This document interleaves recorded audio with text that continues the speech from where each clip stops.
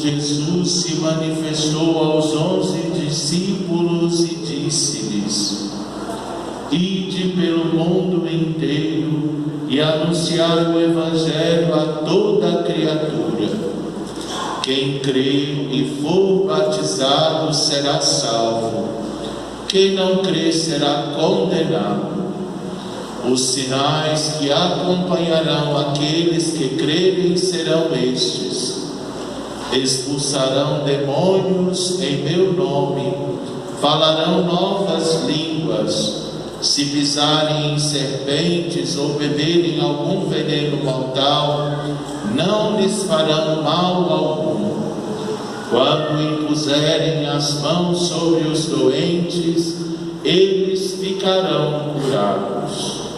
Depois de falar com os discípulos, o Senhor Jesus foi levado ao céu e sentou-se à direita de Deus. Os discípulos então saíram e pregaram por toda a parte. O Senhor os ajudava e confirmava a sua palavra por meio dos sinais que a acompanhavam. Palavra da salvação. Glória a vós, Senhor.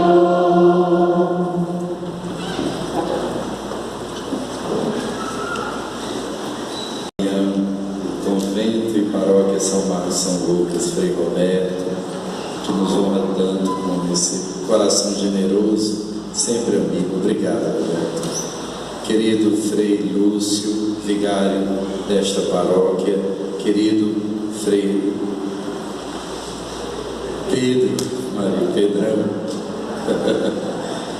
e vigário também dessa paróquia, nosso querido confrade, queridos irmãos e irmãs, também que nos acompanham em suas casas, de seus trabalhos, de seus postos, essa Santa Missa aqui da paróquia São Marcos São Lucas, que hoje, dia 25 de abril, tem o prazer e a honra de celebrar um dos seus patronos, o primeiro dos evangelistas, patrono desta comunidade paroquial.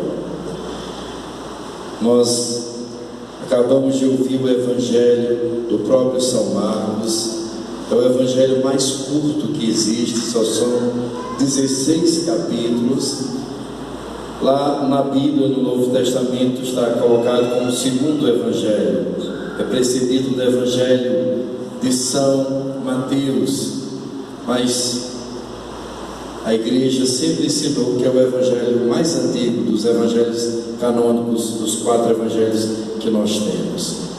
Esse Evangelho foi justamente a pregação de São Pedro em Roma.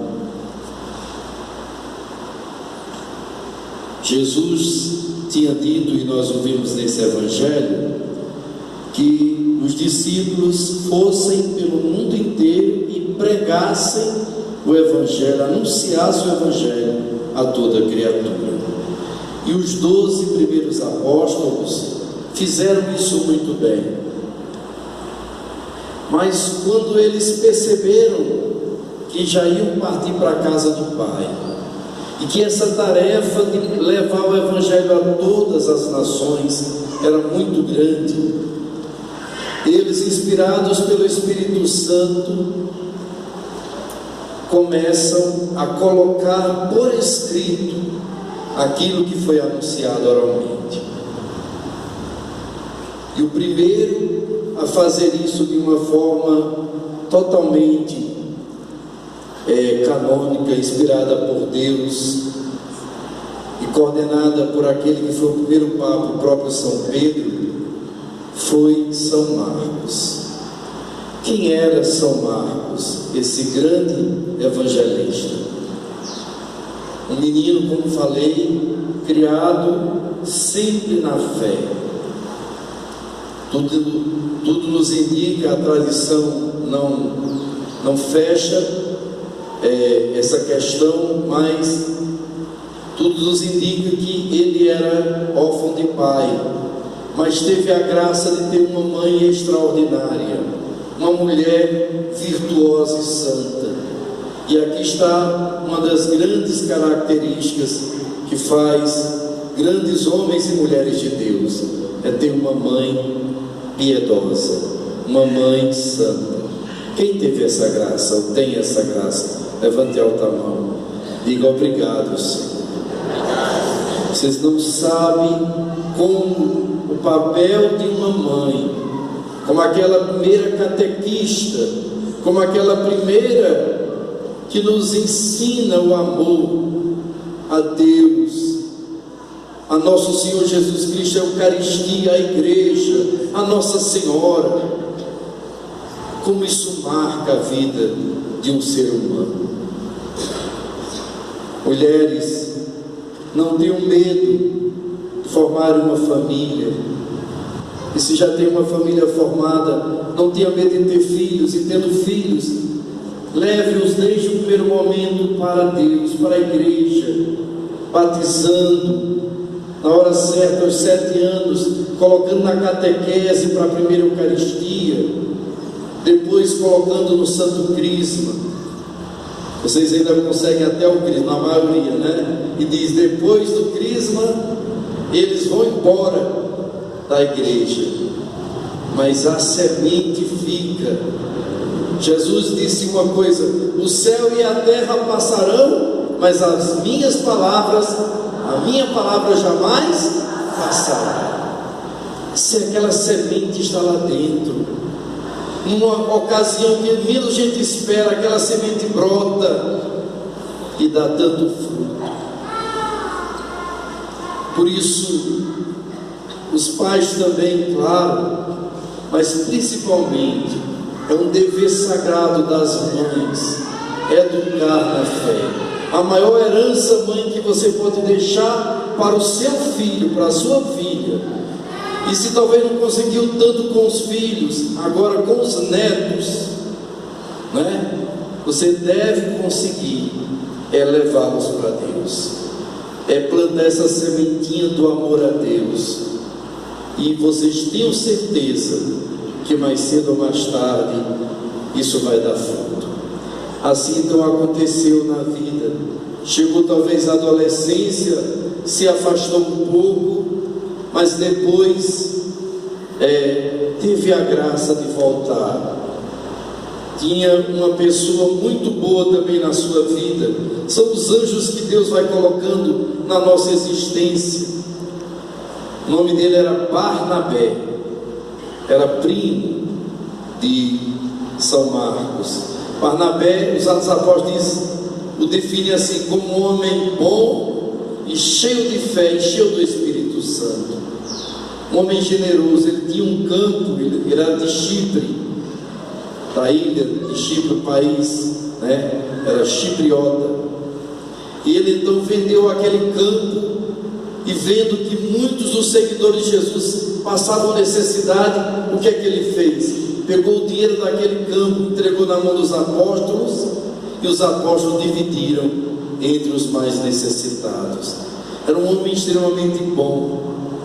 Foi ele também que, quando São Paulo foi convertido, Saulo foi convertido em Paulo, os apóstolos tinham um certo receio de São Paulo, porque estava muito magoado com ele, tinha perseguido muita igreja, tinha mandado matar quem? O jovem Estevão, que era um homem cheio de Deus, um jovem santo. Então aquilo foi muito duro para a igreja. Então a igreja tinha muito receio que Paulo tivesse armando um golpe para conhecer as verdadeiras autoridades da igreja e mandar matá-las. Então eles tinham um certo medo de se aproximar de São Paulo, mas foi Barnabé que fez com que, com a bondade dele, com a confiança que os apóstolos tinham nele, fez com que São Paulo fosse acolhido. E foi Barnabé o primeiro companheiro de apostolado. Foi na primeira missão de São Paulo. São Paulo fez 4 grandes viagens, as 3 primeiras missionárias e a última, que ele foi preso para Roma. Na primeira viagem de São Paulo, quem foi seu companheiro? Jesus disse: e de 2 a 2 pelo mundo. Quem foi o companheiro de São Paulo? Justamente Barnabé. E Barnabé, que tinha visto toda a transformação de São Marcos, o jovem João Marcos, ele então convidou, viu naquela missão uma oportunidade linda daquele jovem ser mais de Deus, dele criar um gosto ainda maior pelo Evangelho, pela pregação, pela vida missionária. Então ele o leva, mas ele não estava totalmente maduro, ele ainda tinha muito medo. Quando Paulo e Barnabé chegam na região da Panfilha, era uma região muito marcada pelos assaltos, os salteadores, aqueles bandos de salteadores se lançavam sobre os viajantes, roubavam e os matavam. Quando João Marcos viu que eles poderiam passar por um caminho muito perigoso, João Marcos, como diz os jovens, amarelou, ficou com medo e disse para São Paulo: eu não vou não. E São Paulo fica muito chateado e ele então volta para casa. Aquilo foi uma grande decepção para João Marcos e também para São Paulo. E Barnabé ficou ali, coitado, vendo essa situação e não podia fazer nada naquele momento. Ninguém sabe o que aconteceu, mas sabemos que na segunda viagem, Barnabé tentou mais uma vez dar uma chance a João Marcos e foi falar com São Paulo para que eles fossem companheiros de novo de viagem. São Paulo não aceitou. Foi uma tristeza muito grande para São Barnabé, a ponto de São Barnabé pegar o jovem João Marcos e então se arranja outro companheiro. Eu não vou, eu vou voltar para o Chipre. E vai com João Marcos para o Chipre. João Marcos então, naquele período ali no Chipre, junto com seu primo, um homem de Deus, ele foi fortificado. Ali o seu primo foi martirizado por ser cristão. Então, depois do martírio de São Barnabé, São Marcos não teve mais medo de nada. Ele queria um dia poder dar a vida também por Jesus. Acabou o medo de morrer, acabou aquela sua inconstância, se tornou um homem realmente apaixonado por Jesus. E soube que Pedro, São Pedro, que tinha primeiro estado em Antioquia, foi o primeiro bispo de Antioquia, depois foi para Roma, foi o primeiro bispo de Roma. Por isso que todo bispo de Roma é o Papa, é o sucessor de São Pedro, não é? Então ele soube que São Pedro estava lá em Roma, e lá, que era conhecida como a Babilônia, não é? Ele vai até dizer na primeira carta: a igreja que está em Babilônia, eleita como vós, vos saúda, como também Marcos, o meu filho. O que é que aconteceu? João Marcos vai agora para Roma para ajudar São Pedro. E tem São Pedro que tinha uma gratidão tão grande por Barnabé, fica com essa incumbência de cuidar de João Marcos. Mas na realidade João Marcos se tornou um grande homem de Deus. E aí Deus começa a agir na vida dele, e ele começa a descobrir qual é a missão específica, o que é que Jesus quer dele. E ele, como era um jovem de família um pouco mais abastada, teve a graça de estudar. Naquele tempo, quem estudava, quem tinha conhecimento, sabia ler, escrever, falar línguas, era uma pessoa muito importante, não é? E ele então usa esse talento que Deus tinha dado a ele para escrever o Evangelho, porque os apóstolos sentem. São Pedro, por exemplo, sabe que vai ser martirizado, São Paulo também, as colunas da igreja começam a desaparecer, os 12 apóstolos, e eles não querem que esse evangelho se perca, e também que não haja um desvio, que enquanto um conto aumenta, então manter por escrito a palavra de Deus, não é? E ele então, Pedro pregando ali em Roma, São Marcos, inspirado pelo Espírito Santo de Deus, começa a escrever o Evangelho. E temos então o primeiro Evangelho canônico, que trata de um tema central. Jesus Cristo é o Messias, é o esperado pelo povo da antiga aliança, é o prometido no Antigo Testamento, e esse Messias é o Filho de Deus vivo. Ele no capítulo 8º, no metade do seu Evangelho, ele coloca na boca justamente de São Pedro, quando Jesus pergunta: no dizer de vós quem eu sou, o que é que Pedro vai dizer? Tu és o Messias. Se você for pegar esse mesmo texto, por exemplo, no Evangelho de São Mateus, capítulo 16, vai dizer assim: São Pedro diz: tu és o Messias, o Filho do Deus vivo. Mas no Evangelho de São Marcos está: tu és o Messias. Ali na boca de Pedro, do grande apóstolo, ele está provando que Jesus é aquele prometido, que Jesus é o verdadeiro Messias, não só de Israel, mas que veio para a salvação de todos. Por isso, no final do seu Evangelho, ali na crucifixão de Jesus, ele coloca na boca de um pagão, de um centurião romano, a segunda verdade do seu Evangelho. O centurião que, quando Jesus morre, há aquela tempestade, e ele diz: verdadeiramente esse homem era o Filho de Deus. Este é o Evangelho de São Marcos, um Evangelho muito simples, palavras e ações de Jesus. Ele resume na salvação de Jesus. Jesus é o mandado pelo Pai para que todas as nações possam receber essa salvação através de ouvir a palavra de Deus, da conversão, do batismo. Nosso Senhor Jesus então começa a agir na vida daquele homem, e ele vai se tornar o primeiro evangelista.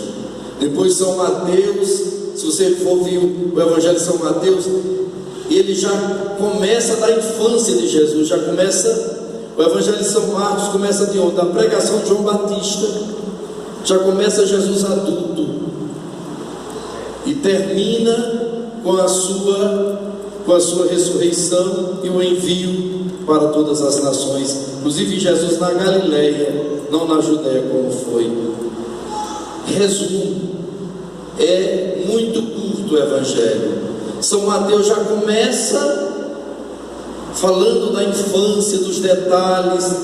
A anunciação é a São José, porque ele vai se referir mais ao povo judeu. E você veja, e fala até a ascensão de Jesus ao céu. Depois vem São Lucas, nosso segundo patrono, que também é um evangelista. Eu acho que essa é uma das igrejas do mundo que tem 2 evangelistas como patrono. Eu acho que é a única do mundo, viu? Pelo menos no Brasil, com certeza é. Vocês são muito especiais. Tem 2 evangelistas como patronos, né? Então vem São Lucas, que também é discípulo de São Paulo, e vai falar ainda mais, vai pesquisar, inclusive vai conversar com Nossa Senhora, com as testemunhas. Por isso que o Evangelho dele vai ser cheio de detalhes, e vai começar na anunciação de João Batista, lá em Zacarias no templo, e vai continuar com os Atos dos Apóstolos, que é o Evangelho da igreja. E São João vai fechar os Evangelhos, né? Era apóstolo, discípulo amado, não com muitos fatos históricos, mas é o evangelho teológico, o evangelho que vai falar dos sinais de Jesus, provando que Ele é o Verbo de Deus, que Ele é o Filho de Deus, que Ele veio para a nossa salvação também, mas com outra perspectiva. Então, São Marcos escreve em seu primeiro evangelho. São Paulo percebe então ali, São Pedro é martirizado, São Paulo percebe ali que aquele jovem menino agora é um homem de Deus, é uma pessoa muito transformada, e até para se desculpar com a memória de Barnabé, ele manda pedir uma das suas cartas: mande para mim o jovem João Marcos. João Marcos, com toda humildade, cheio de perdão, sem ficar com mágoa do passado, se torna também um grande ajuda para São Paulo. Ou seja, o nosso padroeiro cuidou dessas duas maiores colunas da igreja, São Pedro e São Paulo. Ambos foram seus mestres, ambos foram seus pais. Ele foi um filho obediente, ele prestou um grande serviço à igreja, primeiro com seu evangelho, depois cuidando desses grandes apóstolos de nosso Senhor. Nós temos uma dívida muito grande para com São Marcos, e precisamos sempre agradecer, porque parece que São Marcos não é um santo muito especial. Já notaram? Pouca gente que tem devoção a São Marcos, mas São Marcos não é muito conhecido, por isso que a gente precisa falar muito da história dele. As pessoas precisam conhecer esse santo extraordinário e muito milagroso, viu gente? Prova disso, seus restos mortais estão lá em Veneza, a grande Veneza, não é? E sempre acontecem muitos milagres ali na Basílica de São João Marcos, pela intercessão dele em toda parte. Meus queridos, voltando, São Marcos fica um tempo com São Paulo. São Paulo também é martirizado, e ele então vai escrever o último capítulo da vida dele, que é linda. Ele pergunta a Nosso Senhor onde que Nosso Senhor quer que ele vai evangelizar. Já aprendeu com os mestres, com Barnabé, com São Pedro, com São Paulo, já está preparado. Agora ele precisa concluir a sua carreira, e Deus o inspira para ir para Alexandria. Alexandria era uma das 3 cidades mais importantes do Império Romano. Primeiro era Roma, depois Antioquia, dos cristãos, vão ser chamados pela primeira vez de cristãos assim, quando eu falei que São Pedro foi bispo ali. E a terceira cidade era Alexandria, no Egito, um porto muito comercial, uma cidade muito grande. Tinha a famosa biblioteca de Alexandria, muitos livros. Então era uma cidade de filósofos. Santa Catarina de Alexandria, uma grande filósofa, mártir também. Então ali era uma cidade de muita cultura, e esse homem culto e santo vai para ali, e ali ele evangeliza. Ali ele funda a Igreja de Jesus Cristo, que depois, quando a Igreja Ortodoxa se afastou da Igreja Católica, então ali virou a Igreja Ortodoxa Copta, fundada por São Marcos. Por isso que a Igreja Copta é uma das igrejas históricas muito respeitada, porque ela foi de fundação do grande evangelista São Marcos, São João Marcos. E ele ali é martirizado, dá a vida por Nosso Senhor, como tinha visto todos os seus mestres dar a vida. Chegou a vez dele, ele prontamente converteu muitas pessoas, fez muitos milagres em Alexandria, por isso foi perseguido, foi morto. Séculos depois, seus restos mortais foram levados pelos venezianos, escondidos.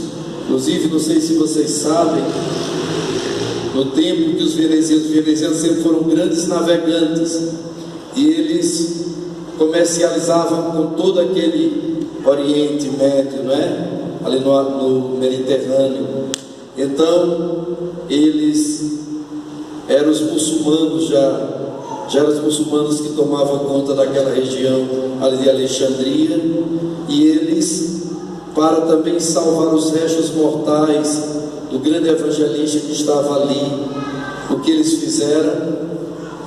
Pegaram as relíquias de São Marcos, cobriram com muita segurança, depois colocaram carne de porco, porque o muçulmano, como os judeus, não suportam carne de porco, não querem nem ver, nem tocar, para eles é carne impura. Colocaram então sobre as relíquias de São João Marcos carne de porco, e eles não permitiam que fossem tiradas as relíquias. Muitas vezes eram destruídas, as igrejas, as basílicas tão lindas construídas foram tudo destruídas. Você chega, por exemplo, na Turquia, no túmulo de São João Evangelista, né? Era uma basílica linda, hoje só são ruínas. O túmulo dele está a céu aberto, é um ponto turístico, mas ninguém sabe nem se o corpo dele está ali mais, porque realmente havia muita profanação. Então os venezianos, para roubar, para tirar isso, colocaram carne de porco. Quando os muçulmanos lá no porto olharam, viram só a carne de porco, disseram: vai, pode passar isso, tira isso daqui. E eram as relíquias do jovem São Marcos. E assim Deus fez com que esse grande evangelista não fosse esquecido. Foi construída uma basílica linda. Quem já foi em Veneza, né, Frei Roberto? Sabe, lá na Praça de São Marcos está a grande catedral do nosso evangelista, e ali estão suas relíquias.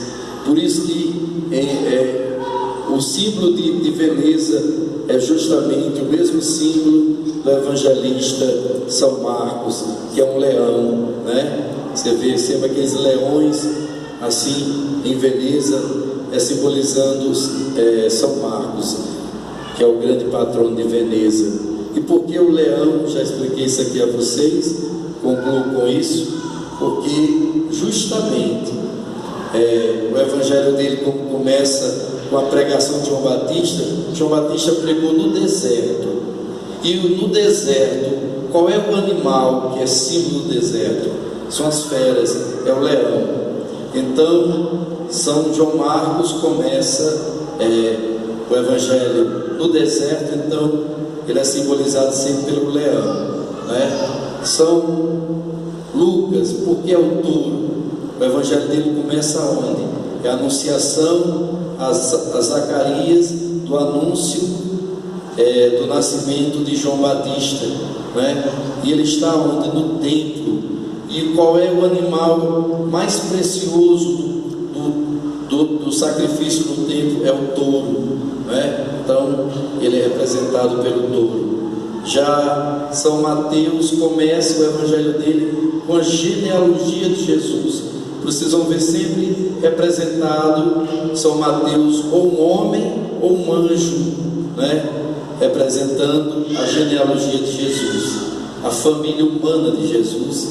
E por fim o evangelho de São João, que começa no céu. No princípio era o verbo estava em Deus.